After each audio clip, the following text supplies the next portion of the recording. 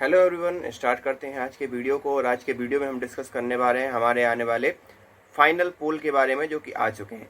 इसमें अगर हम बात करें तो जो दो मुख्य धड़ थे, एक था एनडीए, दूसरा था इंडिया गठबंधन। इंडी गठबंधन हम जनरली उसको बुलाते हैं। तो इंडी जो अगर हम बात करें, एनडीए ने जो कि भारतीय जनता पार्टी का अलायंस था, जिसकी सरकार पहले से चली आ रही थी, उस इंडी गठबंधन ने एनडीए गठबंधन ने बहुमत हासिल किया। लेकिन हम बात करें अगर इंडी गठबंधन की, तो उसके लिए 236 सीटें आई हैं, जो कि बहुमत से 233 या 236 के करीब सीटें आई हैं, जो कि बहुमत से बहुत दूर है। अब बात करें थोड़ी सी सरकार बनाने की और उसके प्रभावों की। तो सरकार बनाने का ऐसा है कि अभी लग रहा है एनडीए की ही सरकार बनेगी, क्योंकि बहुमत उनका है। लेकिन एक मेन पेंच ये फंस गया है कि यहाँ पर 2014-2019 में जो भारतीय जनता पार्टी थी वो स्पष्ट रूप से इस बहुमत के साथ लेकर आई थी। लेकिन अभी क्या हुआ है, अभी भारतीय जनता पार्टी को स्पष्ट बहुमत नहीं मिला है। और उसका स्पष्ट बहुमत ना मिलना एक बहुत बड़ी बात हो जाती है, क्योंकि अगर आपके पास स्पष्ट बहुमत नहीं है तो फिर आप एक प्रॉपर डिसीजन जो आप लेने वाले थे वो प्रॉपर डिसीजन नहीं ले पाते हो। तो ये एक महत्वपूर्ण बात है। ऐसा नहीं है कि ज़्यादा दूर है Bharatiya Janata party. Bharatiya Janata party 240 seat लेकर आई है, 272 सीट जो मतलब है बहुमत के लिए चाहिए पड़ती हैं।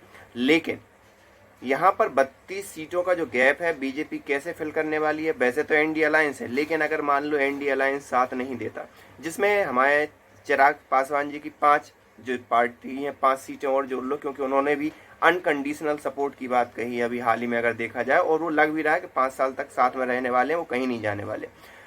तो चिराग पासवान यहाँ पर हो गए, कुछ यहाँ पर महाराष्ट्र से 10-11 सीटें हो गई, तो 15 सीट की तो व्यवस्था हो गई, लेकिन 15 से 16 सीट कहीं ना कहीं से।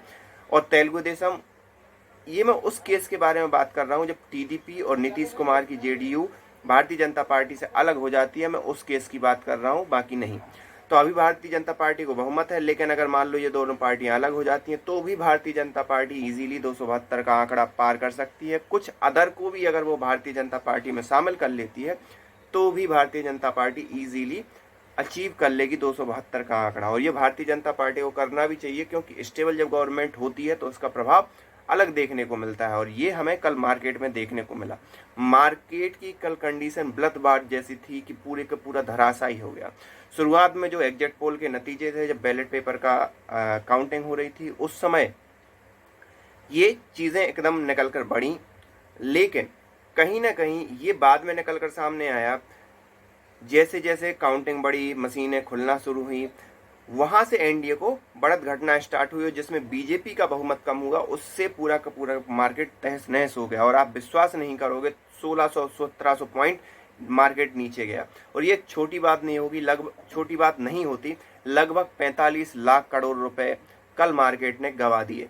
तो ये एक इजी बात नहीं होती, एक बहुत बड़ी बात होती है। जहाँ कहाँ हम एक्सपेक्टेशन कर रहे थे कि मार्केट ऑल टाइम हाई पे जाने वाला है, वहां पर मार्केट ऑल टाइम लो पर चला गया। ये चीज़ हुई थी कोविड-19 में। सबसे बड़ा नुकसान अगर हम भारतीय जनता पार्टी के लिए कहें तो वो है उत्तर प्रदेश से हुआ। और भारतीय जनता पार्टी को लग भी रहा था कि उत्तर प्रदेश से कुछ नुकसान होगा, लेकिन वो उत्तर प्रदेश का नुकसान साउथ के कुछ राज्यों से कर लेगी, जो कि हो नहीं पाया। राजस्थान में भी महत्वपूर्ण नुकसान हुआ और महाराष्ट्र, ये 3 बड़े ऐसे राज्य हैं।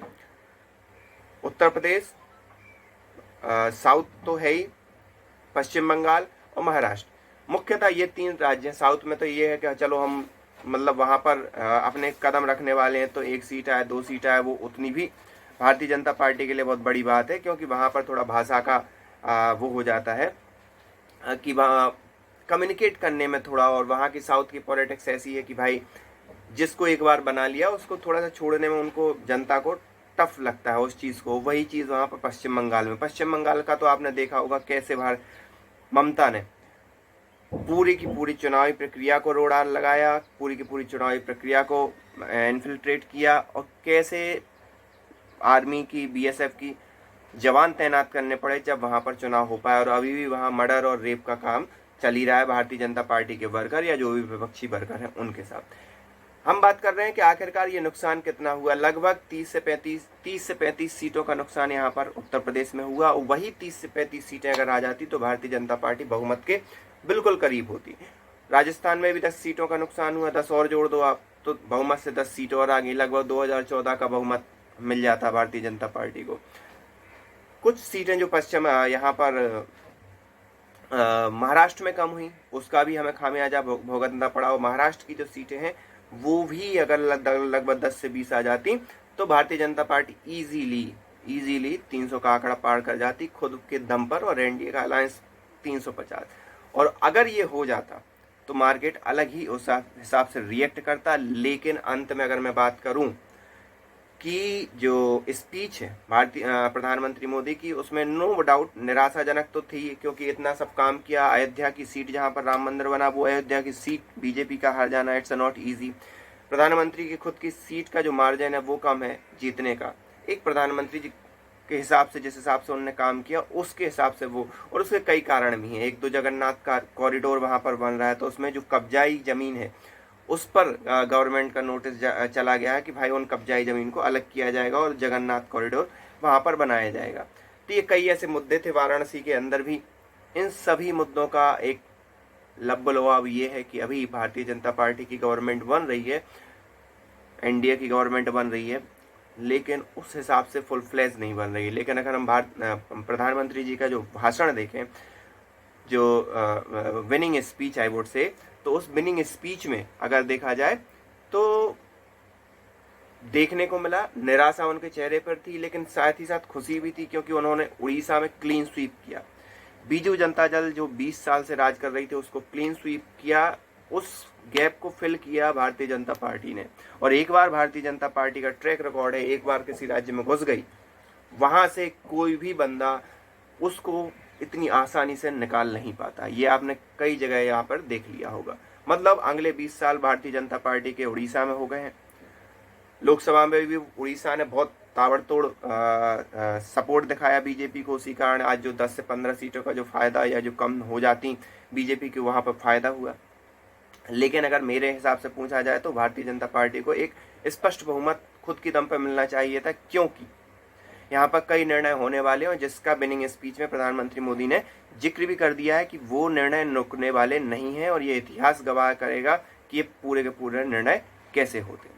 इसमें सिर्फ और सिर्फ एक रोड़ा है, नीतीश कुमार, टीडीपी और यहाँ पर एलजेपी का मेरे को नहीं लगता है।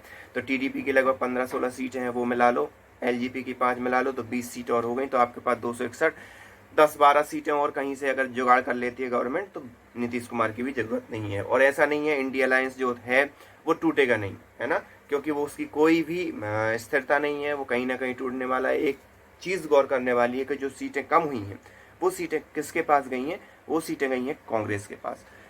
ये सब पूरा लबलवाब था इस चुनाव का, इस चुनाव के परिणाम का। आप इस बारे में क्या सोचते हैं, आप हमें कमेंट करके बता सकते हैं। मिलते हैं नेक्स्ट वीडियो में, और बनाते रहेंगे, मिलते रहेंगे। आप देखते रहिए वीडियो। Thank you.